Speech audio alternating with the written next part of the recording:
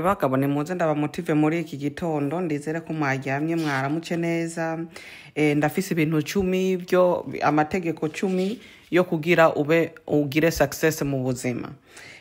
Icyambere na mbere success no kugira ubeho neza mu buzima, wiryohere usike ku kintu ushaka gusikako. Rero icyambere na mbere mu buzima bwawe nugire gahunda, nugire plan, nurabe ibintu ukwirikiza mu buzima bwawe bwo guha ubuzima bwiza, kuko udafise ikintu ushaka gusikako mu buzima ntahugera. Ni vyiza rero gufata ukagira plan y'ubuzima bwawe. Icya kabiri naco saba uraronka kandi urondere uraronka, kuko udasavye canke utabazize ibintu inyishu yama iri oyaye. Nuko bimeze muri ubu buzima rero nukurondera icyo ukora, hama rero ukasaba ukabaza umuntu yaciye muri ubwo buzima wipfuza kubamwo nawe, ukamubaza nawe akakwishura ukuntu yabigenzeze, kandi kubaza ntabwo ari bibi. Hama rero icya gatatu naco nuko wotangura n'ivyo ufise. Ntubone uwo wundi yageze iyo nguce wibaza ati nawe uzosimbira iyo. Utangura na bike ufise ukagenda ukora buke buke, hama rero ukugenda ukora niko Imana igenda iguhezagira. Sawa sawa. Hama rero icya kane naco nugukoresha umwanya wawe neza. Udakoresheje umwanya wawe neza ngo wige nk'ivyo bintu ukeneye kwiga kugira witeze imbere, ubuzima ntabwo bugenda neza. Nawe ucuvyumva ko kuko uburi gutakaza umwanya.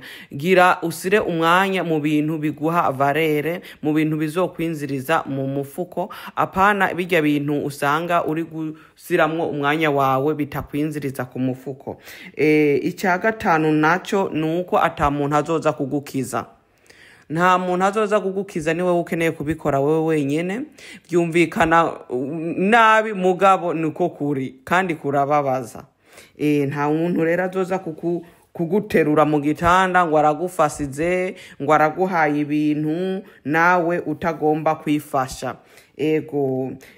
Haranditse ngo Imana izohezagira amaboko, ibikorwa vy'amaboko yawe. Rero udakoze rero ntizohezagira ico uri gukora. Sawa. Bagabo icya gatandatu naco nugushima ivyo ufise. Mugabo wibuke no gushaka n'ibindi. Gushima mu vyo ufise rero ntibisobanura ati byose ubuzima bwawe bumeze neza, umerewe neza mu buzima. Nukuba ushobora gushima ivyo uri gucamwo mu buzima, ivyo ufise ubu n'ivyo ushaka gusikako, vyose ukabishimira Imana. Ikindwi naco ni kugucinda mu buzima bivana n'ivyo uri gusiramwo mu buzima. Uri kugira iki mu buzima? Wapanze iki? Nugufata intuzeye ugafata ibintu ukabisira muri order. Kukura intuzeye ubuzima bwawe usanga bufise chaos. Mbega chaos ndo rivuga gute mu Kirundi? Usanga ufise ibintu byinshi mu mutwe, rero nugufata ibintu ukabisira ahantu habona neza. Ukagira isuku mu bintu bitafise isuku. Canke mbega sinzi ngene ndo bivuga, iryo zambo riragoye. Hama rero icy'umunani nuko ingorane uri gucamwo n'ubuzima buba buri kugupima, birabe ukuntu wewe ukubishaka. Agashanga ubishaka gose ubuzima buzokugerageza, barabe ukuntu ubuzima burabe ukuntu ubishaka ivyo bintu. Hama rero ic'icenda naco nukuvyuka ufise umwanzuro ushaka gusikako, ufise ikintu uwipfuza mu buzima ko ushaka gukora. Ico nico ic'icenda. Ic'icumi naco nukufata intuze y'ingabire yawe ukayigira ikintu ushobora gukora ugacamwa amafaranga kandi bitakugoye. Kuko benshi hari igihe bibaza ngo kuvyuka mu gatondo ukagenda ku kazi ngo niyo ngabire yiwawe, canke ngo hari ikintu Imana yaguhaye wowe ukora neza kurusa abandi bantu.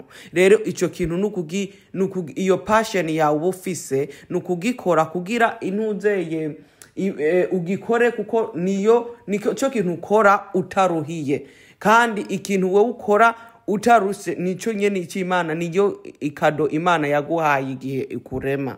Niko ndobivuga mu rurimi rwiza. Rero nta muntu n'umwe uzosanga ari successful atari gukora ikintu Imana yamuhaye akora atarinze kubabara. Sawa rero nemwe ndizere ko aya mategeko y'ubuzima kugira ugira ubuzima bwiza yabafasha. Aya n'amategeko yo kugira intuzeye ugira ubuzima bwiza, umenye utahure ko ivyose uri gucamwo mu buzima nimpaka ubigirire plan, nimpaka usabe urondera ubumenyi, kandi nimpaka utangure n'ivyo ufise.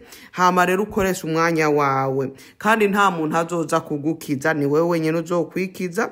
Kandi wibuke no gushima ivyo ufise mugabo ushake n'ibindi.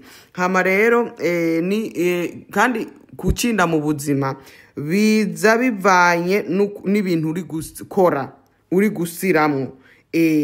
Rero ntiwoba ahantu hatari isuku ngo ucusenga ngo bambe ntiwofata inzu yawe nabi ngo ucusenga Imana ngo Mana ngo ndumva nshaka kugira inzu ya kabiri. Imana niyo ufise yaguhaye, ntabwo yitayeho, ntishobora kuguhezagira mu bindi. Rero nuko hama mwibuke ko n'intuzeye ibintu ingorane uba uri gucamwo ni uko ubuzima buba buri kukureba ukuntu ubishaka, inguvu ushaka ko ivyo bintu bishaka ko biba.